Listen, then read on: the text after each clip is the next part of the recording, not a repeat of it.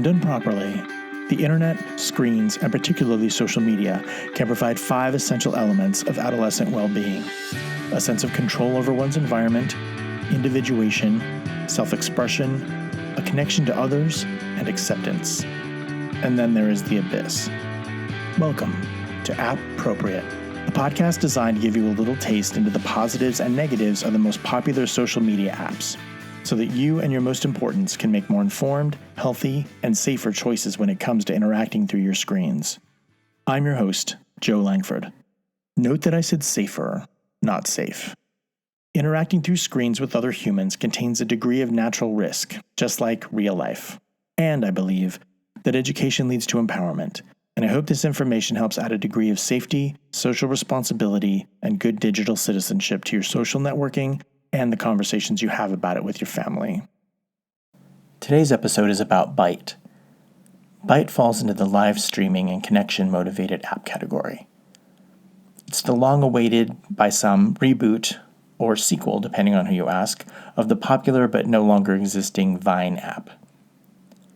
Born in 2012, Vine was similar to Instagram, but just videos. Vine pioneered the short video format, allowing users to create short, beautiful / weird / cool / mostly silly 6.5-second looping videos that can instantly be shared. It was very ADD friendly and a breeding ground for teen fads, online antics, and meme culture. Twitter purchased the Vine platform for $30 million before it even officially launched, and in the 5 years that followed, created a distinctive community of content creators and social media stars like Zach King and Logan Paul. I said mostly earlier because within a couple of weeks of its launch, underagers were posting pornographic images of themselves, which motivated Twitter to raise the minimum age from 12 to 17. But the policing of the content was left up to the users themselves to flag and report, and its reputation as a place to make and find underage porn stayed intact. There was also lots of grown-up nudity and drug humor as well. Vine was definitely not a middle school thing, so of course it was very popular with middle schoolers. By 2015, the app had over 200 million users, but began to weaken in the face of competition, and Twitter retired the app in 2016 to many users' dismay. But then, almost out of nowhere, Vine's original creator launched Byte for both iOS and Android devices. Similar to the original Vine app, Byte allows users to film and upload 6-second looping videos. However, Byte is piloting a program for revenue sharing that will allow creators to monetize their content and actually make money doing it. Byte is jumping back into a crowded pool of short video platforms. Since Vine's death, Snapchat and Instagram particularly have worked hard to occupy the tiny time slots Vine left behind. Lesser-known entities like Firework and Lasso have also tried, but today's leader of the shareable micro-skit is TikTok, once known as Musical.ly. Byte's developers are hoping that the creator-focused and money-generating features are going to help it rise back to the top and avoid the issues that Vine had. Again, very similar to Vine, videos are limited to 6 seconds and are looped, repeating over and over.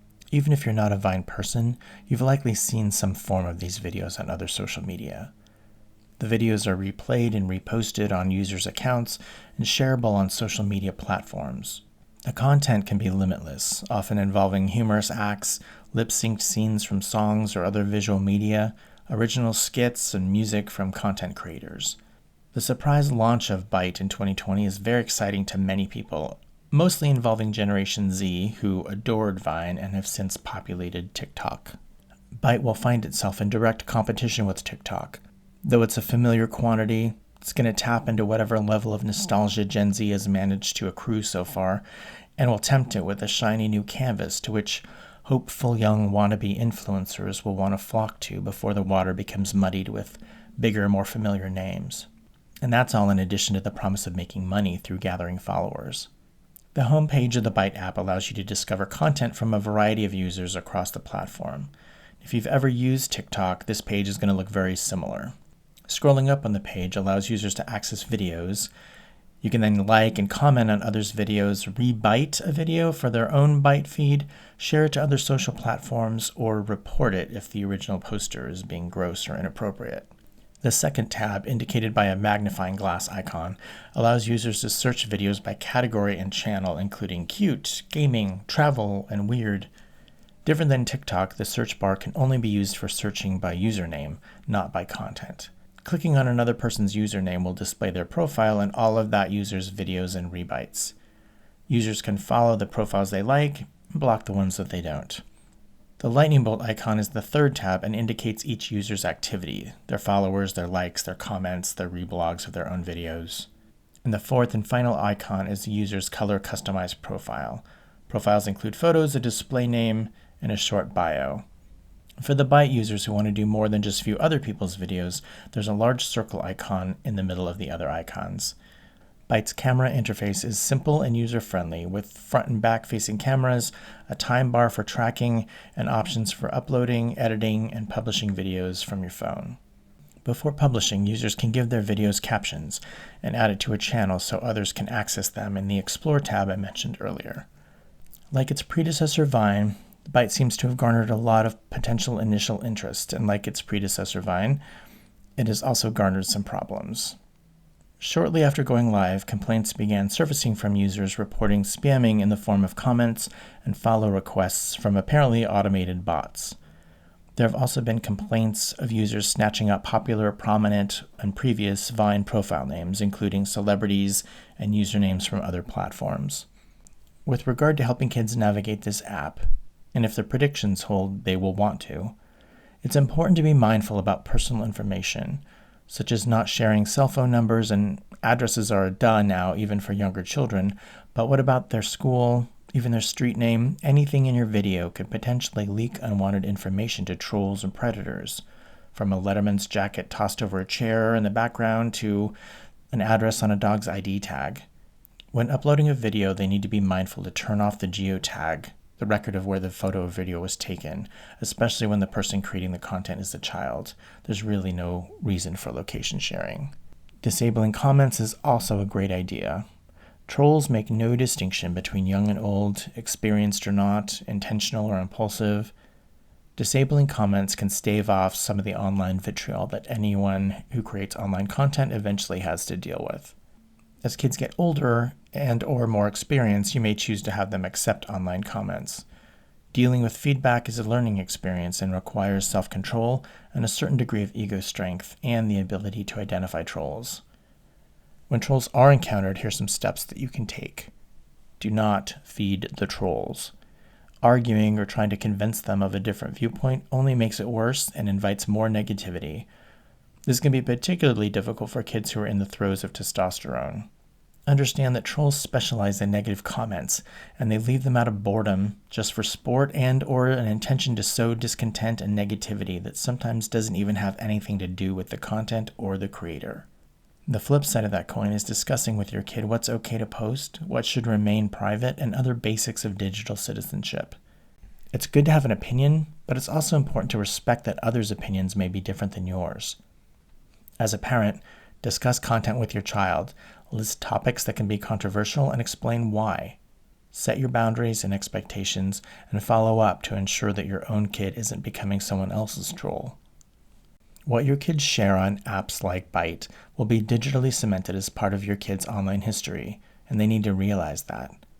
Until they can be their own filters, we must help them think about consequences, evaluate every post before letting it go live, and filter out the ones that won't help them create a positive footprint and put their best thumb forward. Unexpected issues, both positive and negative, are sure to come up in any form of live streaming. And participating in your kids' online life, whether 6 seconds at a time or not, is a great way to show support and a wonderful window into their world that parents of previous generations never had the opportunity to have.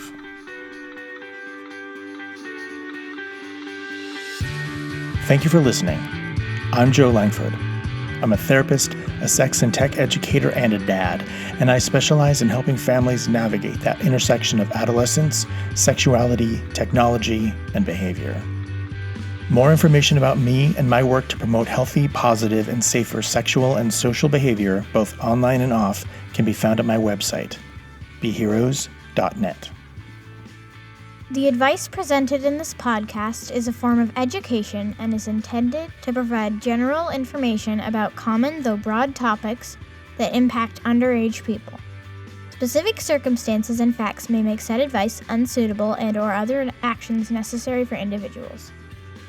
This podcast is meant to be an adjunct, not a replacement, for IRL experience, professional advice, and good old-fashioned common sense. In addition, much of the information included here can and most likely will change with time, culture, and the rapid development of technology.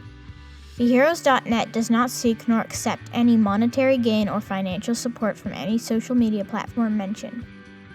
BeHeroes.net is committed to providing quality consulting, coaching, product, speaker, and contracted therapeutic services, advocacy, and resources to clients, visitors, customers, colleagues, and fans.